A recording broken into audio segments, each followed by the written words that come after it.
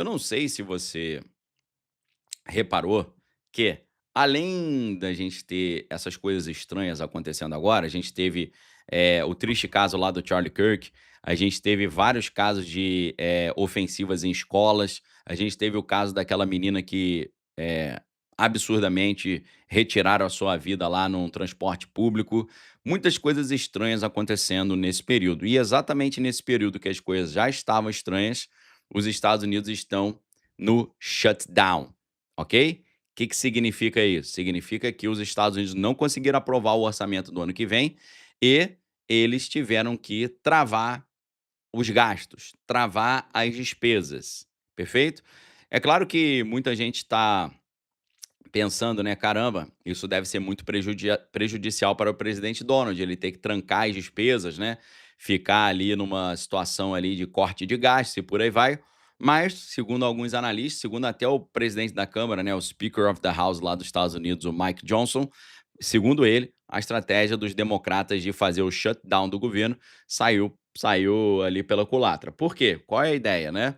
O pessoal estava reclamando do presidente Donald, porque ele estava cortando o orçamento da área da saúde. E aí o pessoal da oposição falou que eles não iriam aprovar um orçamento com os cortes na saúde. E aí eles, fazendo isso, né, para tentar proteger os investimentos na saúde, eles acabaram levando os Estados Unidos a não aprovar o orçamento e isso fazer com que houvesse o shutdown, que é travar as despesas orçamentárias. E aí o que que acontece? Para todo mundo que achou que isso seria prejudicial para o presidente Donald, parece que essa estratégia saiu pela culatra, porque o presidente Donald queria mesmo essa parada, esse shutdown, para justificar a demissão em massa de pessoas dos projetos que ele gostaria de ter parado, mas não tinha ainda uma justificativa, né? Então, ao que tudo indica, parece que agora ele pode demitir todo mundo que ele não gosta e jogar a culpa nos democratas que não votaram nesse aumento dos gastos, ok? Então, deixa eu colocar uma matéria aqui para vocês, né, para servir de referência aqui, para esse nosso primeiro tema. Inclusive, meus amigos, prestem muita atenção, a gente sempre dá a dica para você do seguinte: olha, quando eu começar uma live aqui, você já abre um arquivo no seu computador ou no seu celular e você coloca lá, ó, aula Daniel Lopes, sexta-feira, 3 de outubro de 2025, e coloca todos os links ali embaixo, para você ter isso tudo ali catalogado, para você voltar nisso depois para reler e para você também ter uma uma maneira de comentar com as pessoas sobre isso, né, comentar com a galera, avisar para o pessoal, né, deixar o pessoal a par e atento do que está acontecendo quando eles falarem que isso tudo não existe, perfeito? Então o primeiro link aí já passei para vocês. Agora, presta atenção, vejam que maluquice, quase 800 generais e almirantes foram chamados à Virgínia em 30 de setembro, eu falei isso para vocês, né, o que que aconteceu? Primeira vez no mundo que isso acontece, os Estados Unidos chamaram todos os oficiais de altíssima patente urgentemente para uma reunião presencial nos, nos Estados Unidos. Então eles chamaram 800 generais e almirantes lá na Virgínia e no dia 30 de setembro. Só que aí, meus amigos, ao mesmo tempo, tá passando esse objeto misteriosíssimo aqui próximo de nós, né, o 3I Atlas, né, que é um objeto que vem de fora do sistema solar. O professor de Harvard, Avi Loeb, ele diz que pode ser um objeto artificial, pode ser um objeto alienígena, pode ser um objeto ali de espionagem contra a Terra, né? Então ele traz ali uma série de mistérios em cima desse objeto. Mas aí, meus amigos, o que que acontece? Ao mesmo tempo, está acontecendo o que? A paralisação do governo. Ou seja, com a paralisação do governo, a NASA também fica paralisada. E aí, o que que acontece? As atualizações da NASA sobre o objeto 3I Atlas também desaparecem devido à falta de financiamento. Ou seja, parece que tem alguma coisa estranha, né? Essa paralisação do governo, né, acontecer exatamente nesse momento. E aí que a gente entra na nossa parte principal da aula de hoje. Gostaria só de lembrar o pessoal da importância de dar o like. A gente está com 9.283 pessoas assistindo ao vivo, mas estamos com apenas 3.751 likes. Isso é inaceitável. Então, meus amigos, convido vocês nesse momento, todo mundo a dar o like. Quando você dá o like, a gente consegue ali fazer a palhinha da arca, né, e também a plataforma entende que você está gostando do conteúdo e manda para mais pessoas. Então, meus amigos, é maravilhoso você já dar o seu like, tem vários benefícios, tá bom? Então, amigos, enquanto você acelera no like, eu vou tomar um golinho de água, a gente já continua aqui a aula chegando na nossa parte principal. A paralisação do governo americano e o risco de não monitorar esse objeto espacial misterioso 3 Atlas.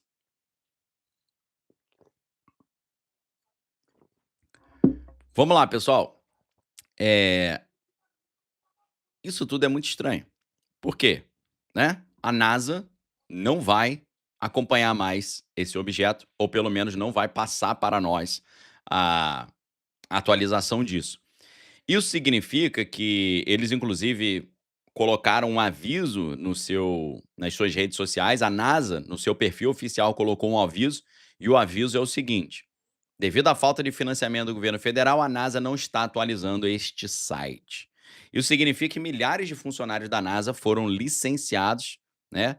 Fluxo de dados ali paralisados e ciência crítica atrasada. E o momento não poderia ser pior porque o 3 Atlas está passando por perto de Marte exatamente nesta semana. Então, no momento que a gente tem um dos visitantes estelares mais importantes da história da humanidade, passando aqui pertinho, a NASA dá de ombros, né? Felizmente, meus amigos, ao contrário do que muitos dizem, ainda tem gente olhando. Por quê? O rastreador Skyline, que é uma ferramenta de posicionamento ao vivo, né, que fornece ali a trajetória do objeto, fornece também distância e brilho em tempo real, eles continuam monitorando. O Virtual Telescope Project também realiza transmissões ao vivo para que o público possa ver o objeto em ação.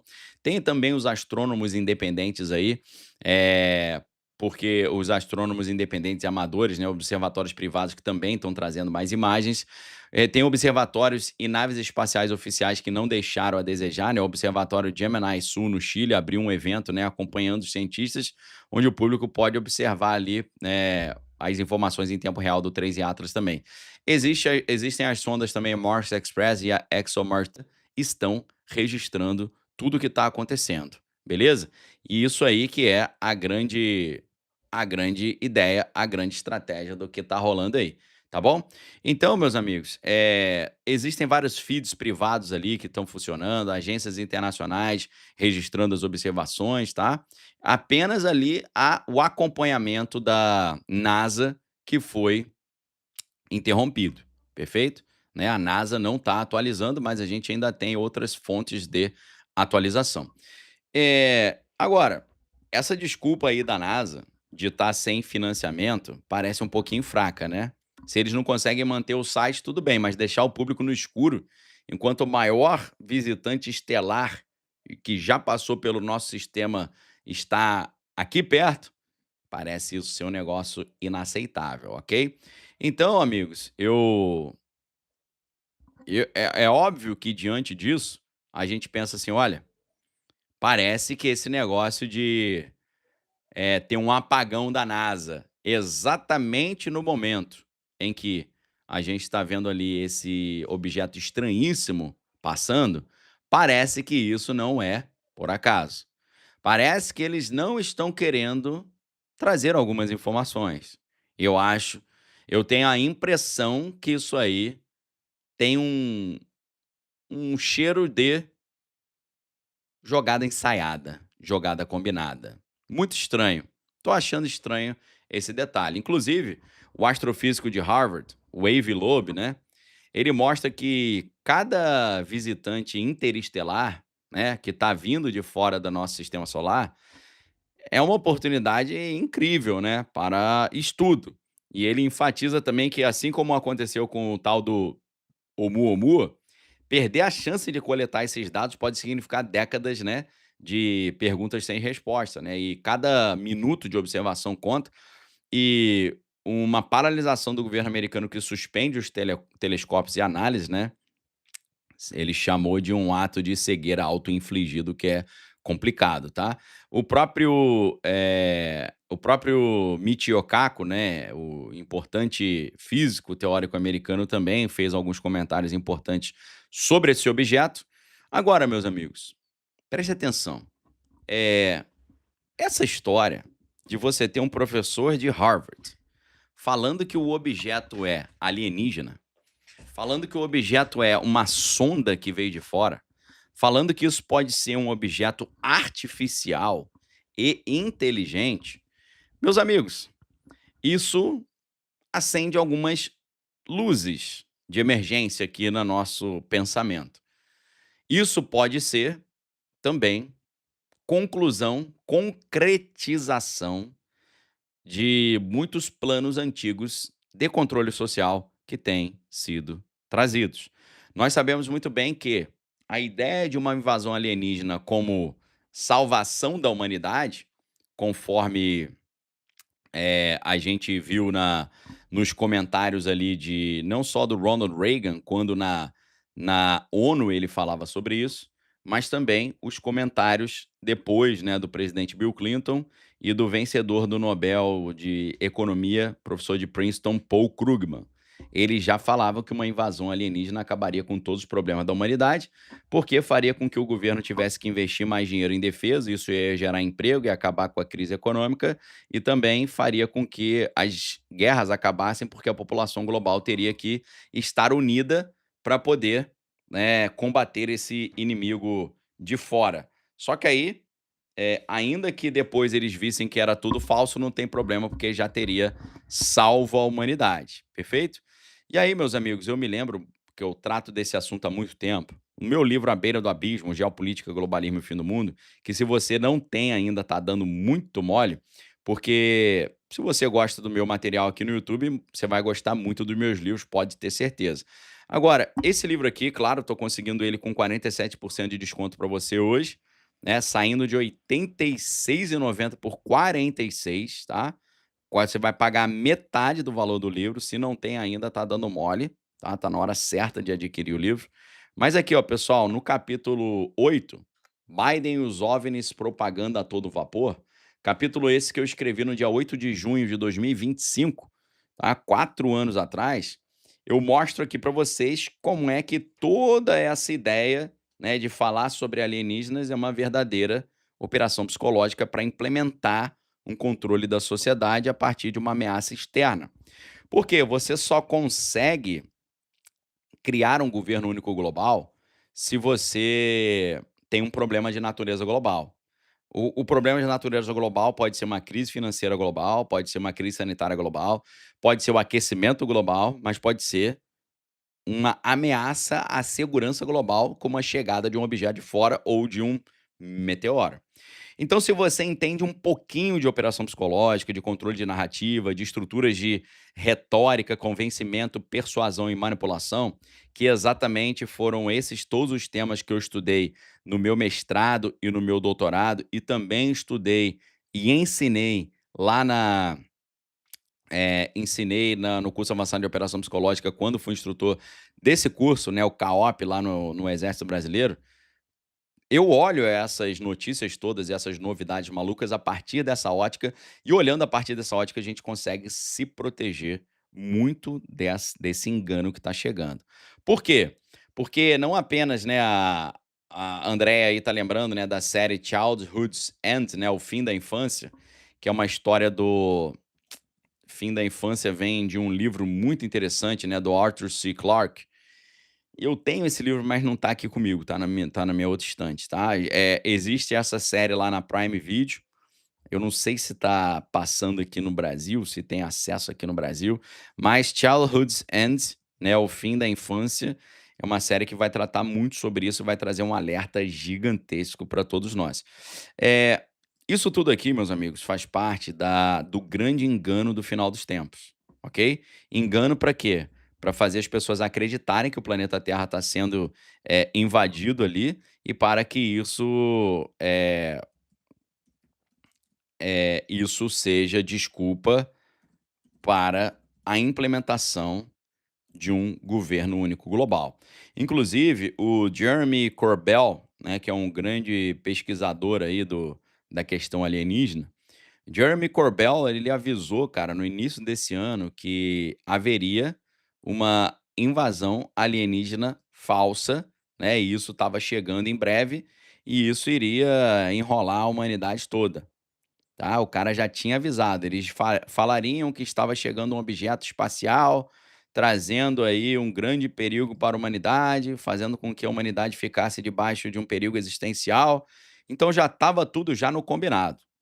E eu quero explicar profundamente para vocês que não apenas essa operação psicológica, essa conspiração de dominação global, essa conspiração ela é antiga, ela já foi reforçada ali insistentemente por Hollywood, não só com filmes como A Quinta Onda, né, como a galera tá falando, mas também filmes ali como Independence Day, né, A Chegada, todos esses filmes, né, estão fazendo ali toda uma operação psicológica para trazer já esse mindset para as pessoas, né.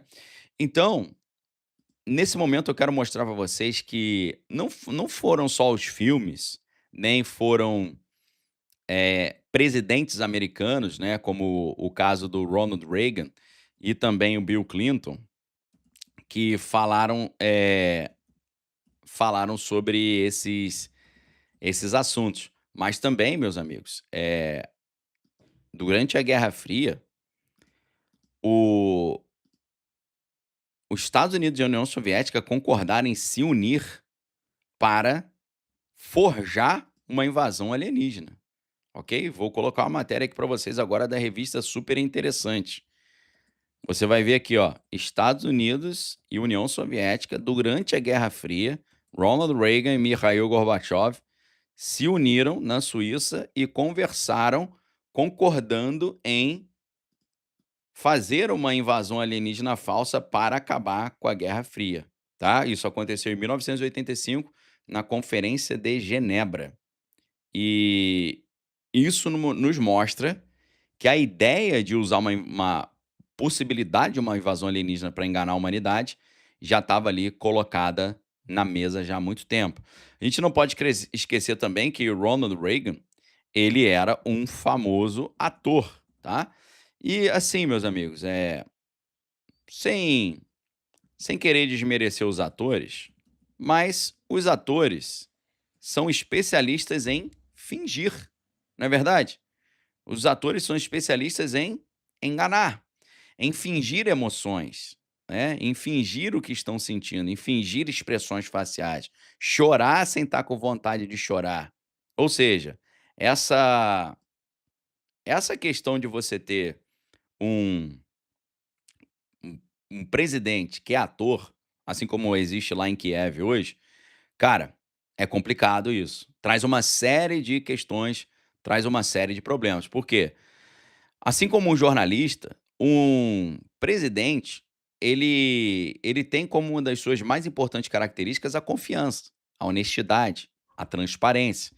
Quando você tem uma figura pública de alto escalão como um presidente de um país sendo ator, deveria ter um pé atrás muito grande, tá?